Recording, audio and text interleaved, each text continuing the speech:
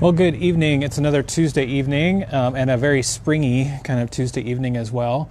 We've obviously been having some awesome weather with the sun, and if there wasn't a building right there, you could see the sun setting even as we begin support programs, kind of get ready for them this evening here at Mid-Valley Fellowship. And so we have leaders who are arriving kind of around now, here pretty soon, and then the participants will be here in about an hour as well, and we'll be launching in. So this evening, actually, our topic is going to be identity in Christ, and this is one of the really significant lessons in our series. A lot of our lessons are significant for sure, but it's one that has a special place, I guess, in my heart, along with some other things. But just really, it's based on this idea, this reality that we all. We need definition, or we need identity. We need something that defines us. And so when we are growing up, when we're children, that we really need that, and that ultimately God's intent is that our parents will speak that into us, that they will affirm our identity, affirm who we are, and really help sort of give us a sense of place in the world, of like how we fit in the larger picture. But unfortunately, because we're all broken and because we struggle with things, we don't always get those messages spoken to us, those messages of identity. And also sometimes we don't receive them even when they are spoken. And so that can leave us in a place of struggling to understand, to define what is my identity, who am I, right? And what's my place in the world. And so because we need that space filled, because that's a legitimate need to have a sense of identity, we start to fill it with all kinds of other things in order to try and make life work, right?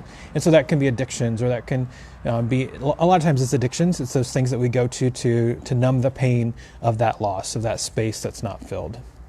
And so this evening we're going to be digging into that and kind of looking at what are the ways that we have responded to that need for identity in unhealthy ways. And this really ties in with one of our core beliefs as a ministry, which goes something like this. It says, and these are all, by the way, these are all principles that really define what we do and why we do it. And so the biblical principles. So this one is, so that our struggles are partly the result of unmet, genuine emotional needs. Our attempts to meet those needs apart from God have only led to a life of frustration and futility. So our sexual struggles are partly the result of unmet, genuine emotional needs. And so there's this reality that we need, in this case, we need identity spoken into us. And so in the absence of that, I mean, that's a legitimate need. So are partly the result of unmet, genuine emotional needs. And then we try to fill it, our attempts to meet those needs apart from God, we attempt to fill it with performance, or performance is a big one, and I'm not remembering the other ones right this moment. But there's a few other ones that we kind of try to fill it with, or with addictions to medicate the pain.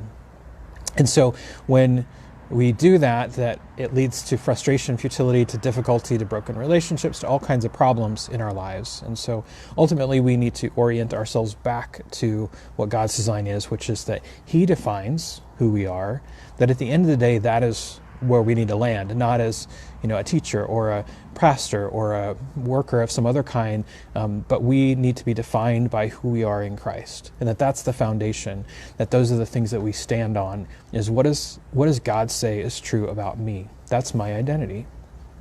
And so we're going to be looking at that. We're going to be exploring that tonight. So as always, we value your prayers. It's a significant evening for the participants to really engage with what's a negative identity that I've been holding on to, and what does God want to speak as a true identity to me in its place. This will be our final Tuesday, regular Tuesday at least, for this section.